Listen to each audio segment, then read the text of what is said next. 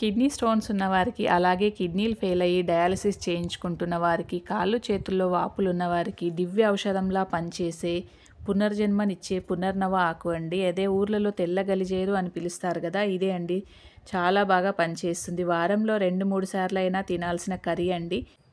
ఈ ఆకుకూరను కషాయం రూపంలో లేదా కర్రీలాగా చేసుకొని తినొచ్చండి. ఎలా చేసుకోవాలో చూద్దాం రండి. ఆయిల్ వేడి చేసుకొని ఆవాలు, జీలకర్ర, అలాగే నేను ఇక్కడ ఎక్కువ మొత్తంలో ఆనియన్స్ తీసుకున్నానండి. ఆకుకూర వండుకునేటప్పుడు ఆనియన్స్ ఎక్కువగా ఉంటే బాగుంటుంది. కరివేపాకు, పచ్చిమిర్చి వేసుకోవాలి.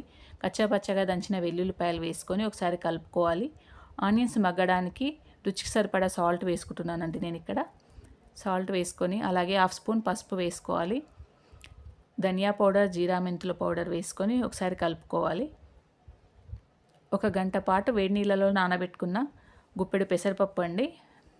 ఆకుకూరలో పెసరపప్పు చాలా టేస్టీగా ఉంటుంది. పెసరపప్పు వేసుకొని ఒకసారి కలుపుకొని మూత పెట్టి ఒక 5 నిమిషాల పాటు పెసరపప్పు మగ్గేంత వరకు మగ్గించుకోవాలండి. 5 నిమిషాల తర్వాత ముందుగానే శుభ్రంగా కడుక్కున్న తెల్ల గలిజేరు ఆకండి. దీన్ని కడుక్కునేటప్పుడు సాల్ట్ వాటర్లో ఒక 1/2 అవర్ ముందైనా నానబెట్టి ఉంచండి.